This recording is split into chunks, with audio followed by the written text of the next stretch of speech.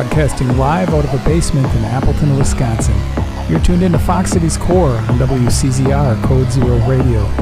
We're the show that gives you an opportunity to call in and be a part of the show. Our call-in line is 920-358-0795. Core.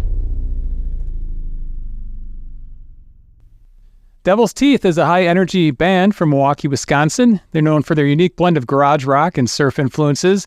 They've recently released their third full-length album titled The Key of Dicky G. I'd like to welcome DevilsTeeth to Fox City's Core on Code Zero Radio. How are you guys doing today? Good. Great. Doing well. Thank you. You guys have the show coming up tonight. We do.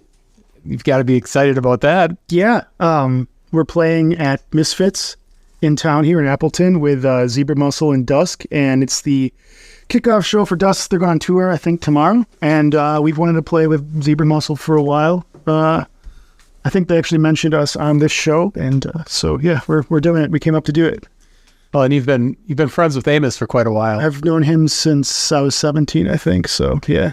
We're going to talk about your fish fries a little later, and I'm sure Amos will come up again. But yeah. Congratulations on the new release. That's quite a feat. Of course, as I get older, every album is just a kind of a blessing to put out. Right. Yeah.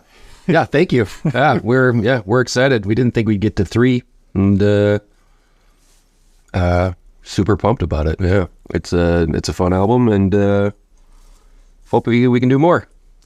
So tell me a little bit about how you got ready to record. Well, first of all, let's not even go there. Let's go all the way back. How did this band start? How did DevilsTeeth start? That was back in 2016. April 2016. I used to work with a guy named Eric Arsenault, and we were friends, and we had like music interests, and so we wanted to hang out and get together and see what we can do. I'm kind of a one-trick pony when it comes to style. I'm kind of like always loving to write garage and the kind of surf, sort of stuff, and all of that is kind of informed too by other things like movie soundtracks and spaghetti western stuff, that sort of thing. So Eric was game for that, and then he happened to work on a separate project with a guy named Chuck Engel. And he plays drums, and he was in a lot of great bands, over the years. One in particular I was a big fan of, was called Wolfbite. So when Chuck was interested, I was like, cool, we got the guy from Wolfbite. This is the best. So as soon as we started, it felt right, felt good, and then you're off and running. And as far as when the band started, it's changed a little bit in personnel over the year. Caleb, you weren't originally with the band. When did you hop on board? Started jamming with them in probably September or October of 17 and played my first show in January of 18. So 6 or 7 years now, but not right there at the beginning. When did DevilsTeeth first get on your radar? I probably when they reached out to me. I wasn't at either. Weren't a huge fan. I was not a huge fan. It was John had been reading my fish fry column, and I had a note at the end there saying I was trying to get into a rock and roll band, and then Eric reached out to me, so it was kind of an ad I had up there, and it worked. So we should have did this from the beginning. Let's start with John. Go down your name and what you do in the band. I'm John Hanusa. I play guitar and do vocals. I'm Caleb Westfall, and I play saxophone. I'm Jeff Bruggeman, and I play bass. Excellent. Thank you for that. I think the style of DevilsTeeth is unique, especially bands in the area. I have not personally heard a lot of bands that have your sound of the spaghetti western, surf, punk, all that mixed into that one genre. As far as being in that kind of band in the Milwaukee area, are there other bands that you mentioned Wolfbite that have that particular sound? Wolfbite, I don't know that I call them garagey, maybe a little bit. They had more of that kind of throwback 70s rock vibe to them. But Milwaukee's had some great, I don't know that anybody else sounds like us, and it puts the mix together, but there's some really great garage bands that have come out. And Mistreaters are one of my favorite bands that have come out from that area. Bleed is another great band that was around. Of course, you've got the Exotics on the surf instrumental side. Yeah, I'm blanking now, but there's there's going to be quite a bit more. So it's always had a good rock and roll scene. But we obviously want to try and stand out in a way where we're not doing something, or we're doing something that's a little different than what other people are doing. So. Well, and what did Caleb offer when he joined the band that obviously added something to your sound? Where did that take the band after his addition? Well, I just like the element of that extra thing there that kind of helps our sound stand out. And then the other thing was immediately is he's kind of a maniac on stage, so he upped our stage act quite a bit as soon as he hopped on. But I've always liked kind of. I had a band in high school called Picture Show, and we had a sax player, and I always kind of liked that element. So, and I think we both were fans of the Sonics. That was a mutual band that we liked, and they have a sax player, garage band from the 60s. So when you guys do it, your live show is very high energy, lots of moving around, and you get people moving. How exhausting is it to play a show? More and more exhausting. We get, but that's if we're gonna go out and promote a show and say, hey, come on out and see us. Well, we're asking you to, take some of your time to check us out. So we want to make it fun and entertaining. That's kind of the unspoken contract, That's why we kind of like doing the band uniform thing. Just kind of shows like we're here to entertain you. And then we go back and we write our own music for ourselves and whatever we want to do, but when you do the show, it's definitely kind of more focused on the audience. I like the band uniform, and the first time I saw you was at Misfits, where you're going to be tonight, and you were John wearing an eye patch, which I was wondering how can you play and wear an eye patch? If you walk around with one eye covered, it does change your perspective. It does, and that was actually I was just using that practically at the time because I had a cataract in one eye at some point, and I remember playing these kind of dark kind of bar or club shows and just really struggling to every time I glanced down to check where I am, just struggling to see what was going on. My vision was bad, and I thought to myself, well, this eye is so bad and it's screwing things up. Well, I wonder if I cover it up, it'll my other eye will just kind of compensate. And sure enough, it did.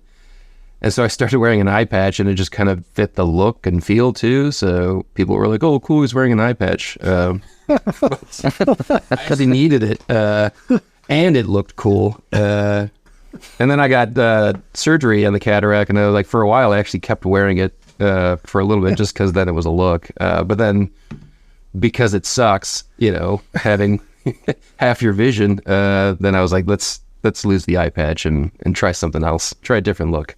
I thought it looked cool. I like those, what do you call them, sailor hats? Not exactly sure what that was another, and I don't know if we consciously wanted to do any sort of nautical themed sort of thing. We like to change our, evolve our outfits, every other album cycle or something like that, and do something different. But I don't know, that hat just kind of stuck with it for the run. So now I just keep wearing it. It's just a mangled, sailor hat. When you were starting the band and playing your first shows, was it hard to find places to play at first? Not at all. Not in Milwaukee. Were you in bands previous to DevilsTeeth? I had, not necessarily in Milwaukee. I was I grew up in Oshkosh. So I had a band for a while called the Suspirios in the 2000s. And in the, a couple bands in high school before that. But so DevilsTeeth is kind of my first Milwaukee-based band. But it's got such a thriving scene that it doesn't take much to doesn't take a lot of effort to get out there and meet some people and some other bands and put a bill together and find a show. At least back then, Mm-hmm.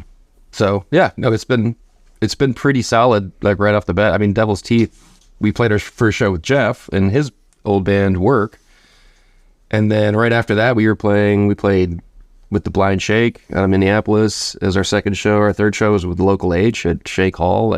We kind of played some pretty high profile shows right off the bat, which is pretty cool. Well, let me cut in and ask how the local 8 show went. That was, from what I remember, I think it was great. They asked us to come back the next year, so we played with them twice, 2 years in a row. So, but yeah, I mean, Eric was the big local age fan. I was not actually particularly familiar with them. I did. They're good. I liked them. Sorry, guys. I just wasn't familiar. You know, like I saw they had a huge regional following for sure. Like there's a lot of big local age fans out there. But you guys also played on a boat. I think once or more times than once, right? yeah, I did a few times. They had a concert series on a boat that starts in the Milwaukee River and then goes out into Lake Michigan and kind of circles back around. So we did 3 of those. 3 of them. The second one though was in the middle of a pretty intense thunderstorm, Which made it all the better. which was awesome for us. I don't know about the people. I think they were terrified for their lives. Rain just shooting in on the sides and lightning like flashing everywhere. And I don't know why they didn't cancel it, but they didn't. And we're like, all right, well, rock and roll. Let's do it. They said they'd almost never cancel it. And Clearly, they all. someone What would it take? hit a squeegee, and they were squeegeeing it in front of me and clearing the ground, and that was great. Yeah, you were in a puddle. I thought you were going to get At least electrocuted. I wasn't plugged in. I mean, I was holding metal. I don't know. But, if I'm going to go sometime soon, that's where I want it to be. So, yeah. You must have more memorable shows besides the local H and the boat shows. Yeah, well, that one boat show is certainly up there. The local H1 is good. We played Shake Hall a few times. What do you think of the sound there? I've heard, I haven't been there in a long time, but I hear lots of bad things about the sound. I think I don't remember, having any strong feelings about like it being bad or anything. I remember it was hard to dial us in a little bit. We're very loud, and a lot of the sound guys there struggled. And some of those shows we did were sit-down shows. I remember walking out, I think, because we played with Dick Dale. We did a couple Dick Dale shows there, and Seated, I think. their audiences, his audience is, the more vintage crowd, and so they were sitting down, which is always, interesting. But they were like bopping their knees. You could tell, like if they could stand, if they could stand for that long, they'd be dancing. So they were fun. But yeah, I don't know, that it all sounded fine there, for us. Caleb, I've known you for a long time. Yeah. Let's talk briefly about your musical past. You've been in the game for quite a while. Sure, yeah. I was in a band for a while called Offend Your Friends out of Fond du Lac area, Fox Valley area. Did that from the age of 17 till I was 23, and then off and on since then. I was in the Rock and Bones, which is a long-standing band from the Fox Valley area as well. They started in 1984, and I joined that band in 07 and did a run for 3 or 4 years until the guitar player moved back down to Nashville. So, but when I got to Milwaukee in 2012, I just kind of jammed with a few people here and there. Didn't have anything really going, and I was focusing on some other stuff at the time. And then this came along, so that's kind of when I restarted and reignited it. So, Also, you met a lot. We met a lot of the same people in your Fond du Lac days. yes. Any influential people that mentored you during that time? Well, I think our mutual friend Opie was someone that got me kind of going as far as show me that you could just go out there and play. And, he was about a decade older than I was and didn't judge me for being, 10 years younger. And so that's a good starting point there. But yeah, I remember your band Pudge. I remember you guys playing. I was probably 15. Maybe when I saw you guys with the Travel Lodge or something. Yeah. Did you see a lot of younger artists now that remind you of kind of back in the day with Opie and people that were mentoring you? And do you try to mentor the younger people? I mean, I feel like I tried to do that to some extent, maybe when I was in my 20s, to people that were in their teens. But at this point, when I'm 38 and playing bars, I don't know. It's not the same. I don't know what the kids are doing these days. It's not the same. But we have probably done some all ages shows, right? I mean, Like we just did like the Anodyne coffee shop thing, and there was people bringing their kids there, and We did the Brown County, or is it? Yeah, Brown County Library. That was one before you. Yeah, before me. Yeah, It was the basement of a library. That was an all ages one. Yeah. Yeah. I think it's a kind of bit of the times. When we were teenagers, there was like really awesome places to go to see cool punk rock bands. And now there's just fewer of them. So, and the younger generation isn't as excited about rock and roll and electric guitars and and that sort of thing. So, Are you continually trying to find ways to play to younger audiences? I mean, it seems so hard, doesn't it? yeah. We actually we had to turn it down, but there was a band in Milwaukee who reached that and asked to play a show, and I looked at him. I was like, I'm pretty sure you went to high school with my daughter. Cool, like young kids and playing rock and roll shows. We definitely have to do this. Unfortunately, we had to turn it down, but I was kind of excited to be like, oh, we could actually play for a different audience who's was not born in the 70s. Yeah. We had a question here from Bob Minter. He wants to know, which is more important, speed, power, or focus? Good. Very good question, Bob. You need all three of them for success. That is a great song from you guys. And that's one thing I like about Devil's Teeth. Again, it's something that it's a different style of music than I think I'm used to hearing. And you can hear these songs almost as movie themes in a way. Speed, power, focus. That's a hard song to listen to and drive the speed limit. Yeah, that's a good one. Speed, power, focus came from, that was my son's like Taekwondo instructor. Who that's what he would preach. And then I'd drop him off and I'd like watch these like Taekwondo, things and be speed, power, focus. Yeah, and I just thought it was not wrong. Right. I thought it was funny, but yeah, I think one thing we do when we're writing our music is try and, at least internally, it doesn't need to be necessarily shared to the audience, but we like to make little narratives or scenes or something like that kind of help guide where the music is going. Like we've got a new one now that's about a tiny scientist in a little spaceship who's floating around in a human being, and nobody's really ever going to know that unless you're watching this. But but that helped us kind of like navigate. Like, all right, here's here's what happens when this happens. Like here's the part of the story. Here's the action. Here's the narrative.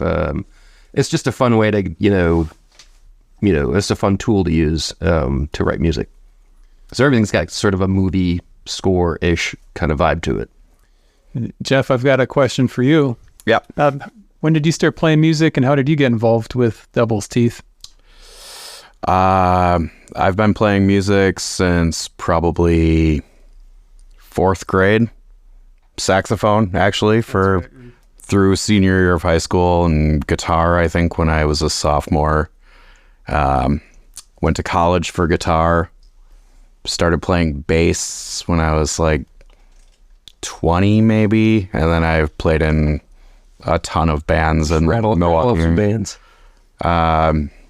Gray Lake Drifters, the New Red Moons, Work. I currently play in a band called Resurrectionists. That a lot of them. I mean, there was a time where I was in 7 bands. Heidi Spencer and the Rare Birds.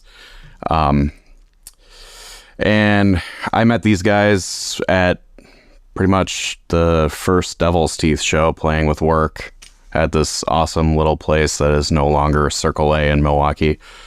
And I've been a fan of them ever since then. So I was honored to be asked, and I said, well, yeah, let's party. So here we are. Here we are, party. You said you played sax. Are you ever giving Caleb any grief about anything he's playing? And Caleb, do you ever get mad that Jeff might know more than most people in the band do about what you're playing? Yes and yes. It's fine. He can be better. I don't know. I mean, I've yet to see him play it. So yeah, I got a backup one tonight if you want to do it. I mean, I got 2 sets. Jeff, we can consider that. He's probably secretly the best at all of our instruments. But that's not the point of rock and roll. Right. Yeah, that's right. And saxophone is such a unique thing in a band that's playing, clubs and stuff, at least in the genre of punk and, and surf, do you find sound guys, when they see you walking in, they kind of have this look on their face that, oh, no. I don't know what the look is on their face, but I just know that it's a hard instrument to dial in, and I never know what it sounds like out there when I'm on stage. I can tell. I usually want them to turn up my monitor so I can hear myself, so I can hear what I'm playing. But then sometimes other people say, we didn't hear you at all. I'm like, okay, like I don't know what it sounds like out there. So you guys did a live thing for a Milwaukee radio station, an interview /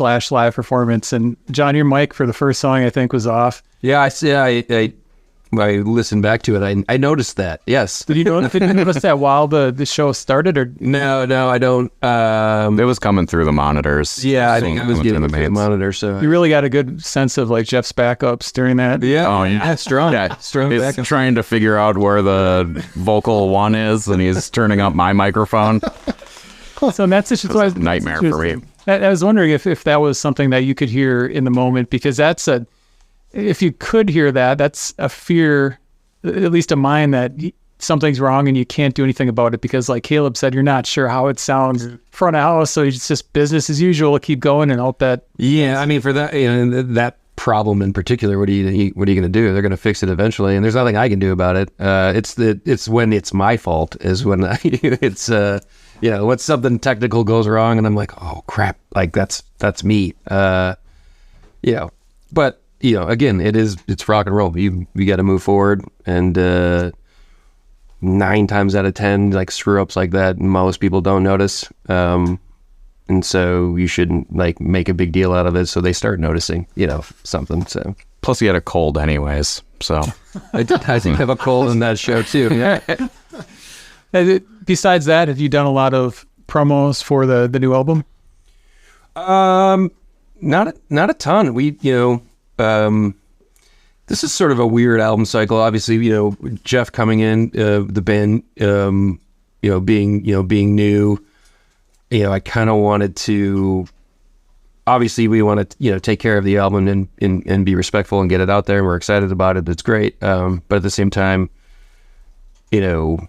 keep Jeff interested by doing new stuff, and so he doesn't have to keep playing, old things that he actually didn't, wasn't involved with before. Because that's the fun part about being in a band is the writing and the practicing and the moving forward so we wanted to get to that, But we played a handful of shows, and we've done some interviews here and there, and a couple blog things. But yeah, sort of like. This is kind of sort of the tail end of the cycle for us on this album, and then, hopefully next year we're coming out with something even better and newer. Jeff, how long did it take you to get these songs under your belt comfortably? I don't know. What did it take? Have you gotten them yet? Yeah, still working on it. You'll find out tonight. I don't know. It's not long. it's quick. Yeah. Yeah, I mean, I love the bass parts, and a lot of it I kind of just sat down and learned all of the songs front to back, pretty much note for note, because I also wanted to like stay true to the spirit of the record. I like the way it sounded. I love Eric's parts, so I wanted to make sure that I was representing the songs like you would hear them on the record. And then, like John said, going forward, we can focus on injecting maybe more of my personality in. But I mean, I spent a lot of time on it, but I would say within a couple months, we're ready to rock. Mm-hmm. So what kind of element are you going to bring to the band on the new tracks? Well, as the best bass player in Milwaukee, probably some pretty ripping elements, I would say. I'd say, yeah. Yeah. Some rippers. Yeah, mostly rippers. Some wicked jams, maybe. Yeah, totally. We do have a new song we're going to play tonight, which is probably the second time it's played live. Yeah. So We got a new, it's epic. Yeah. It's an epic. Yep. It is. It's like 6. And we're not going to tell anybody what's going on with the narrative. you already said it. I know. I remember. There's all sorts of elements. Like, Are there other people in the scene down in Milwaukee or other places you've played that have been just above and beyond supportive of Devil's Teeth? Yeah. I feel like we've gotten a lot of positive support from the scene in general, for the most part. Whether it's other bands that we're playing with, and we just get along with them, and it's a good scene. Everybody wants to have that, in there. It's I guess it's tough to describe, but the venues to support us, the MSE, the radio station down there, they've given us a lot of love, and that's pretty great. No complaints from us. We really enjoyed being in that area.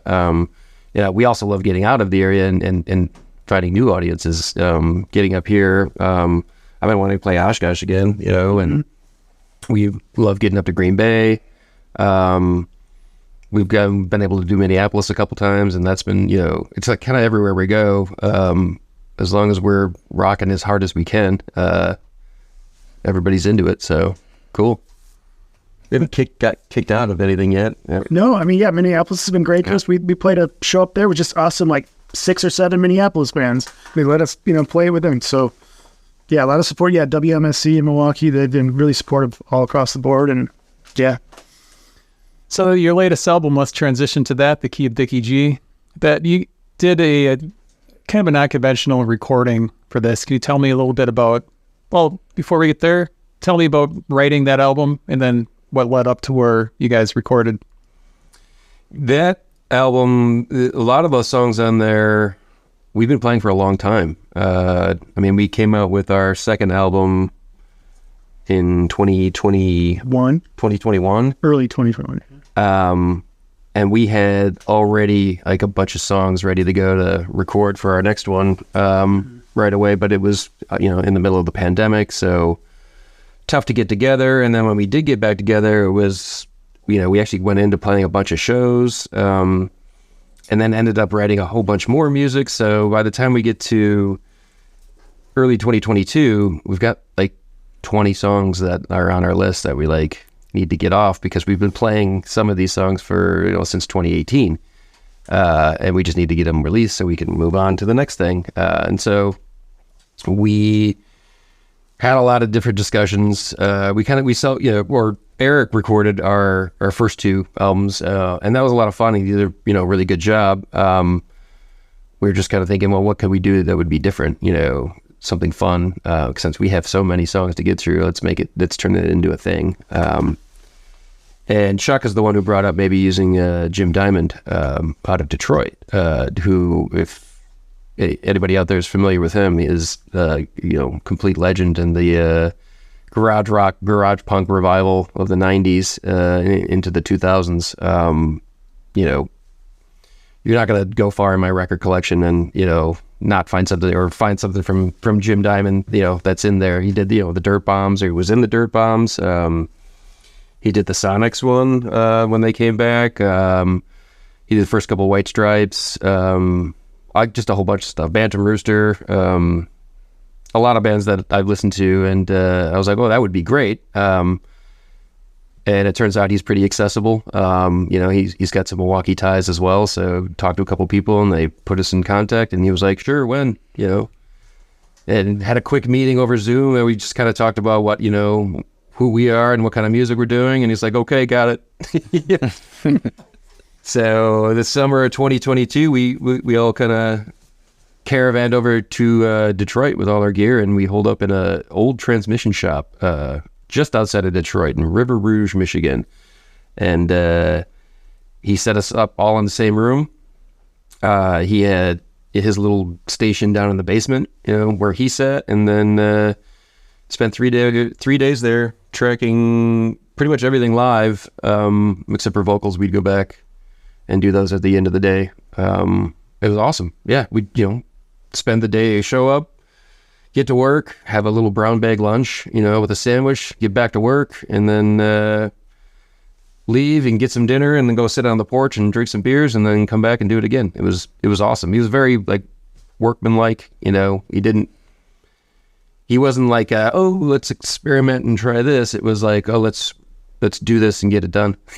And, is it good? All right, cool. Moving on. Yeah. Did Jim talk a lot about any of the past bands? Did he give you any stories from any of his past projects? I think he did. We would, we'd sprinkle in some questions like, oh, yes, this album. Tell us about that, that sort of thing. I don't have anything like off the top of my head, like any juicy, like cool things. Did the novelty wear off towards the end of the recording of the excitement of recording with Jim Diamond? I don't know that we were freaked out going into it. We were just really excited to just be doing it together, especially in one room. We were kind of most excited about that. Yeah, 3 in one room was pretty cool. I've never recorded a saxophone besides being like in some booth by myself. So to be able to do that live with the whole band and have that feel, that was really new and special for me. So yeah. So how besides recording together, what other differences did Jim have versus how Eric recorded the previous albums?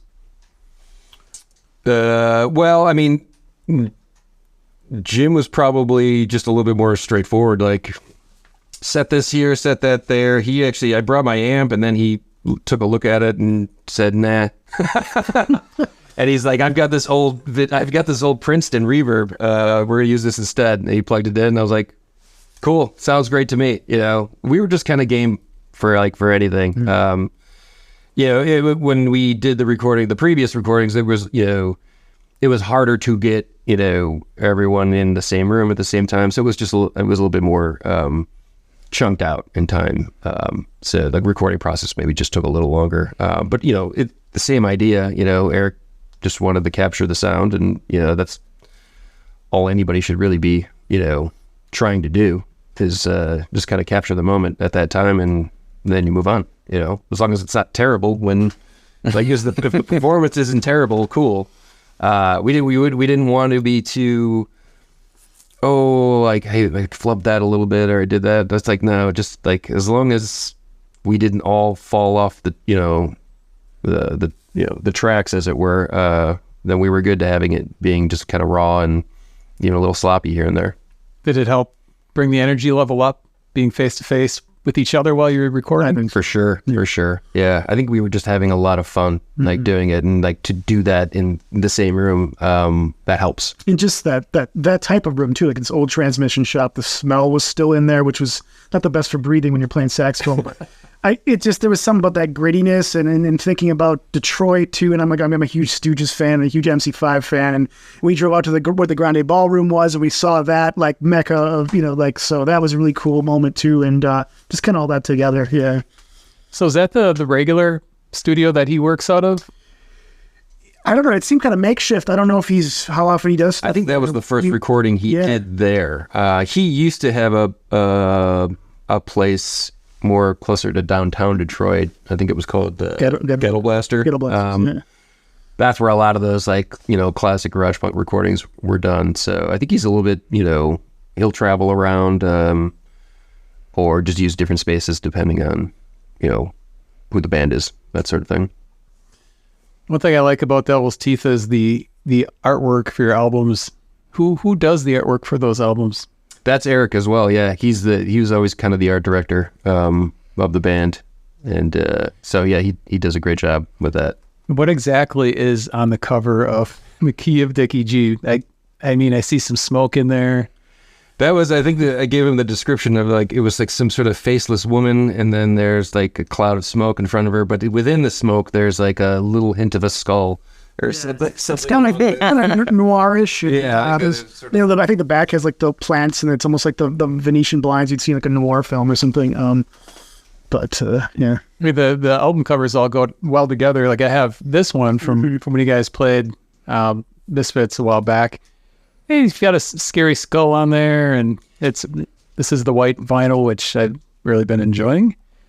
But how strong are your feelings on artwork? Did you have to repeat everything here? Starting with that one, I kind of, hinted at the direction. I was like, I'd like all of the album covers to kind of fit together like there's some sort of like movie collection. So they all have that kind of outer border and some cool design in there, and then there's a some sort of color palette that we pick. It I'd like to see if you put them together, they look like they fit together, like thematically in some way or stylistically, I guess. So that was always kind of my request, is to kind of put it in the same, put it in the same box, as it were. I think it makes it more collectible that way, because then if you've got two, then, well, you got to get the third one. Until you have the whole Time Life series. Right, exactly. What it reminded me of is the old, back in the day, I don't know if it was like Pizza Hut or McDonald's had this collection of Gremlins records. They were like these little 7-inch records you would get, and they all had like these like unique, they all had kind of the same format, but different color, and like, a sort of different image, but they all fit together. And for some reason, that's what I think of when I say like how we should do our artwork for our records. The old Gremlins 7 inches. Well, this is the third album you released on vinyl, correct? Yes. Yeah. Do you feel vinyl is important as far as even selling merchandise at shows? Or I know there's a couple that I don't know if you did this one on CD. We haven't yet. We've talked about it, but vinyl's out, and We should. yeah, We should do that. Let's make a note. That's a good idea. I mean, where do you guys all land on CDs? Do you think they're a dying form? Do you think they're coming back? I know you've done cassettes too, haven't you? Yeah, we have done cassettes. That one, I'm like, really? we've got a couple left. A couple to show are nice. A couple there. CDs, again, because there are people who still, have like CD players in their car, and that's kind of, and they like to do that. So like, there's a little bit of like practicality there. I mean, it's still not a long-lasting medium like vinyl is, but vinyl is also a pain in the butt. It's heavy, and you got to lug your record collection. It takes forever. But those come with download codes now too, so that kind of, at least you get Sometimes. Ours do. I think it's important to have like a physical something to sell. Like, I mean, I've found in other bands that I've been in that are just like, maybe we can sell download codes. That doesn't happen. Yeah. Like, nobody's buying that. You can just stream it online for free. What am I, There is, so you got to provide something for them to buy. I mean, if you need gas money. even if there's like not a lot of logic in it, but Yeah, right. Well, as far as like even getting away from music, you guys could have sold Devil's Teeth eye patches, back when you were wearing that. I'm sure people would have bought those. that was a missed opportunity. Well, maybe I'll do something next with an arm sling. And Yeah. What other merchandise are you guys selling at your shows besides music, if anything? We've got some T-shirts left, and then we're gonna make some more soon, maybe. But we just got free stickers, and we have some free coasters left over too. If you want a coaster, That'd be cool. Yeah. I like that.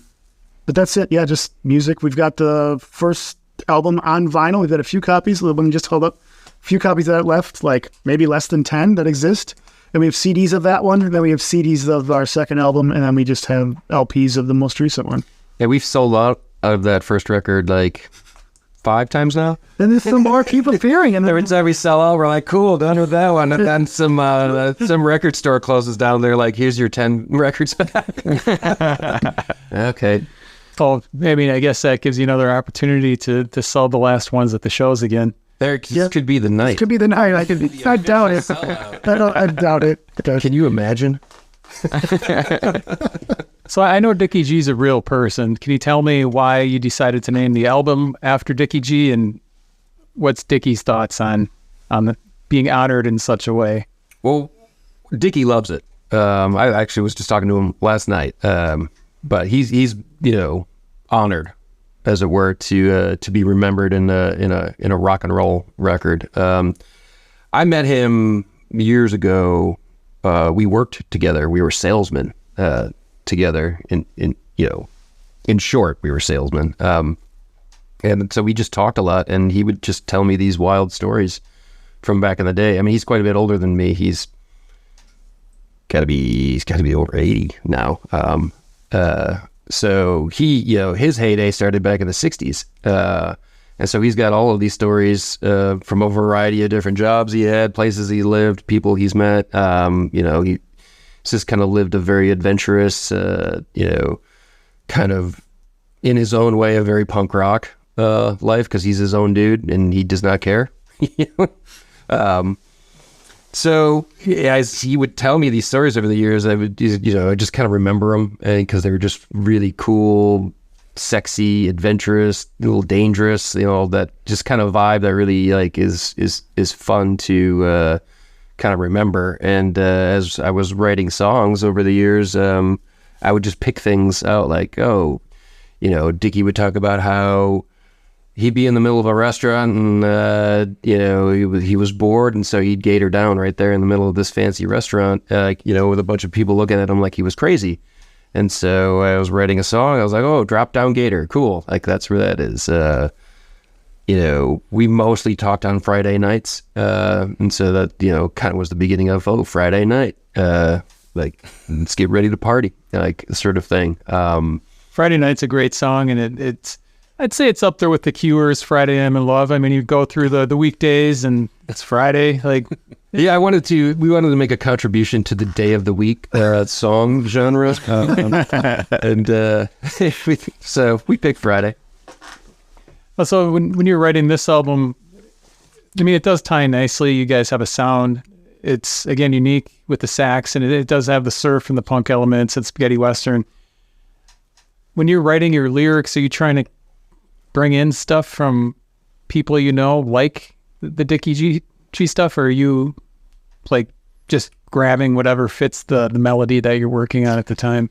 A little bit of both. I definitely want to inject some of some cool character in there that fits with it, but I don't hold myself to like really trying to figure that puzzle out. If it's not fitting, then it doesn't fit. And rhythm is more important. Is almost primary in terms of writing lyrics. I start that way. I'll do a lot of mumbling and like syllabalizing first to just see what fits and and how I wanted to counter rhythm the stuff the other guys are doing, and then I go back and think about what could I fit in those beats there. That's a fun thing to say. It's probably why I do a lot of repeating my own lyrics, because like, this is tough. How would I just repeat this line? So I've been listening to this album, which I have trouble pronouncing, so I'm not even going to try. Oh, that's Sukiyaki Hot. Sukiyaki Hot. I've been listening to that a lot, and I put notes here that Sakuruba. Sakuraba. I like the vocal cadence on that song quite a bit. And Dirty Tricks, I love the bass. So Eric did a nice bass line on there, but it's like those hooks. You guys have hooks for days on your tracks. And Caleb, like, I know nothing about sax. I mean, are you a fan of Morphine? That's like the... Oh, yeah. I didn't know about them until I was maybe in my early 20s, but yeah, I love them a lot. Yeah. That's really the only kind of mainstreamish band I can think of that reached the level with the sax that I know of. There's probably thousands, and people probably start pointing them out to me, but as far as songwriting, you've got that unique sound to add to DevilsTeeth. Does John do all the songwriting? I guess he's right there. John, do you do all the songwriting yourself, or no? Caleb, I write the sax parts primarily. Yeah, I mean, as far as the bones of the song, or like Friday Night, John already has it. Yeah, he plays it for the band. Yeah, well, we're just. I mean, he writes it, but we're kind of all together building it, and like once they kind of land where they're at with it, then I'm like, okay, what can I do with that, with my thing, and just add my part. So yeah, we generally come, I'll come to the table. Eric did, Eric did a lot of writing too. Back in like Dirty Tricks was the song that he came up with, and then we just kind of arranged our parts, around that. But that's usually how it goes. Like, either have a riff, or sometimes I have something even a little bit more fully baked, with some transitions and in a bridge. But everybody just gets to arrange their own parts. I'm not like at any point being like, all right, now you're going to do this in this sequence. And like, I'll say things like, it'd be cool if you did some vocals on this part too, or something like that. You don't sound passively aggressive. No, very passive aggressive. Yeah, it's, it would be super, like, or that one thing you did was really, really, really cool. Yeah.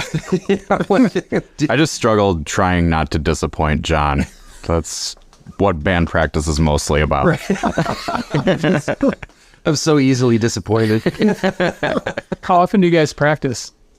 We try and do it once a week. I think that's a good cadence for us. I think that helps build, like, especially when you're writing, that helps build momentum. Because I'll do little phone recordings of our practice, and I usually listen back actually later that night, trying to pick out the nuggets, and then that's something you can take to the next practice, and you're like, oh, this worked last time. Let's keep exploring that. It's a little harder when it's like, if you're doing once a month, and it's a little harder to kind of remember what you've been doing. So I like once a week, but Yeah, we've got a new spot now. Our drummer refurbishes garage, and so we're officially a garage band now. And it's been sweet. So As far as the effects, John, I know you've got lots of reverb, and I know Surf is notorious for the reverb. Are you using any special pedals? Are you a pedal guy? An equipment I'm not person? a pedal guy by any means. I do have one pedal that I use. It's a 20-some-year-old multi-effects pedal that has one preset on it. It's called Surfin', and that's what I've been using for the last 20-some years. That's it. I do push the reverb a little bit. I have a Fender Twin that I play out of. I'll put a little bit of that spring reverb on there. But otherwise, like I said, I'm a one-trick pony. I've been doing the same thing, just trying to play different, to make different sounds.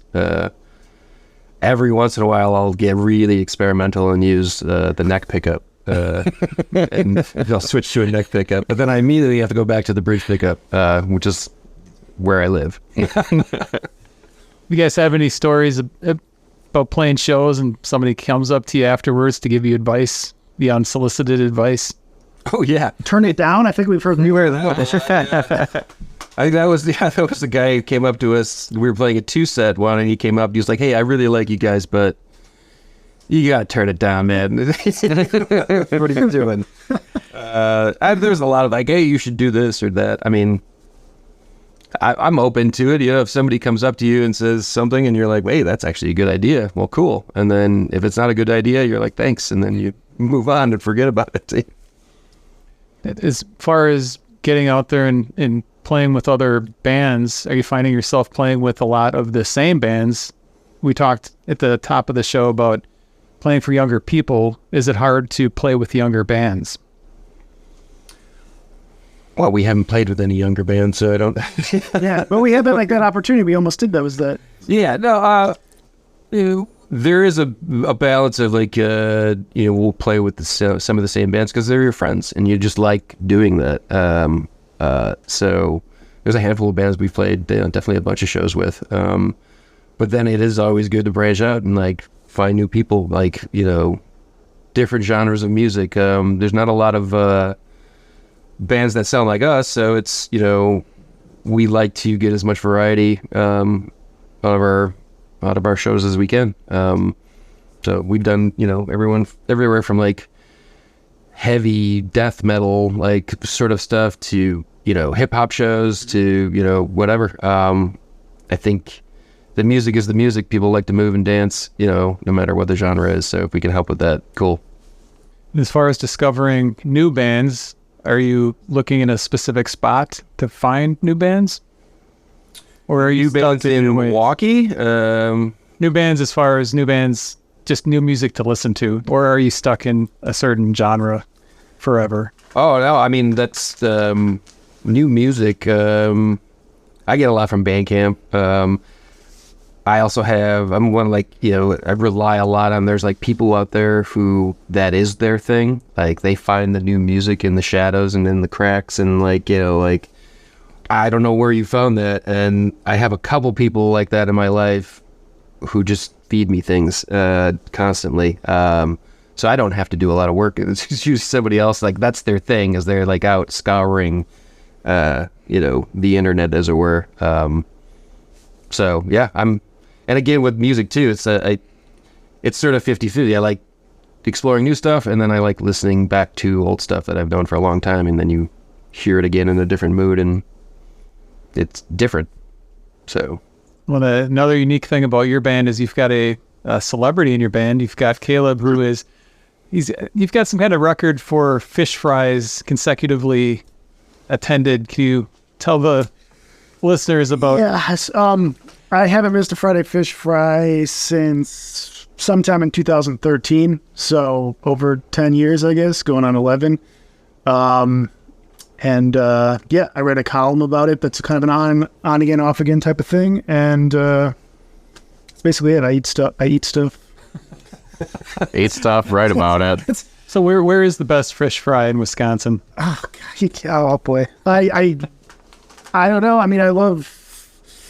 Gosh, I don't know. In Milwaukee, there's a place called Fritz's. They're closed down now. They were amazing. Outside of Milwaukee, there's like Clifford's. There's the Packing House. So I guess that's in Milwaukee. I don't know. Wentz in the Lake is just... I grew up close to there. I grew up in Fond du Lac. That's got an amazing perch fish fry. I don't know. I've got a list online that's accessible, I guess. But off the top of my head, that's... Where can people go to find your list? And are you ever going to do a sit-down meal with that guy that goes to McDonald's in Fond du Lac? You know, that's really funny because that is actually on my ideas of things to do in 2025 is to contact Don Gorski from my hometown, who is the guy that eats two Big Macs a day, and he's done that since like the 70s. Yeah. So we have that commonality. We're from the same city. But I was thinking more in the direction of maybe sitting down with people because this past year I got a fish fry with Tammy Baldwin, and I got one with David Crowley, the county executive of Milwaukee. So I've been thinking about like eating with people and shifting it in that direction a little bit. So does the person you're eating with affect the quality of the fish? I feel like if I'm just talking to someone, half of what I'm paying attention to is just them, and I don't pay as much attention to the food. So I don't think it affects the quality though. Oh, that's good to know. You guys maybe could... I'll hear some unsolicited advice. You guys would maybe do a contest, DevilsTeeth. Have a meal with saxophone player at a fish fry on Caleb. Auction him off. Can we auction you off? Can we sell you? It is. Caleb was very diligent about his Friday fish fry. Like, we have a show on a Friday. It's like, all right, where is it? Find a sound check. Okay, what are our obligations? All right, now, like, okay, we can walk here. That's an option. Here's an option. And then like, oh, you know what? We're running out of time. I'm just going to call her. Yeah, that's pretty much how it goes. We were in Minneapolis, and I was like, okay, our Airbnb's here. Oh, 3 blocks away. I can walk there before sound check. And then what ended up happening is I had the fish fry. We went to sound check, and then we went to like a Juicy Lucy burger bar, and I think I had a burger too because, it's 7 o'clock. Then we go back and play the show. So, yeah. Well, that's impressive. Again, I mean, that's where can people go to find out your Milwaukee Record, MilwaukeeRecord.com. The name of the column is Enjoy Every Fish Fry. And actually just put out a book proposal, so hopefully maybe I can get a book too, but we'll see. Can I get the movie rights? Sure. All right. So what's up I'm next? watching that. What's up next for DevilsTeeth? After this, I think we kind of go into a bit of a winter hibernation, as it were.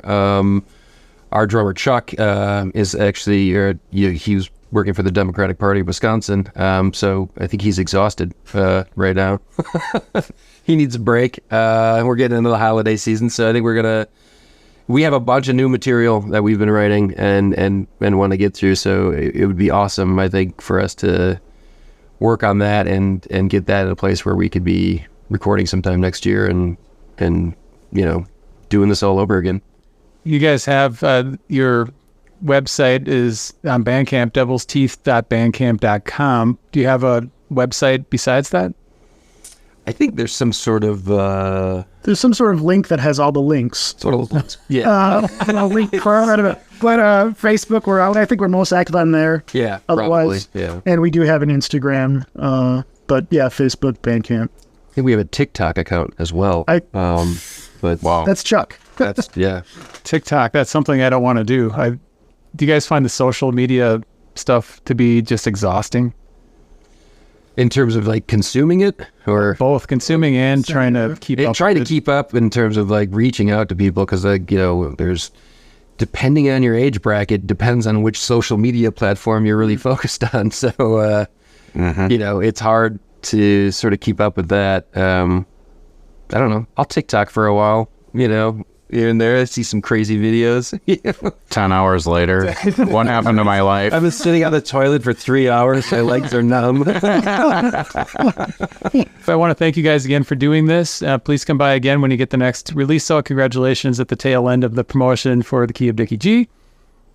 Thank you. Yeah, Thank you for doing thank this you. as well. This is, you know, this is super cool that, you know, musicians in this state have an opportunity to, you know, get their faces out there and get heard. So thank you. John, can you give us a speed, power, focus to close out the show? Speed, power, focus.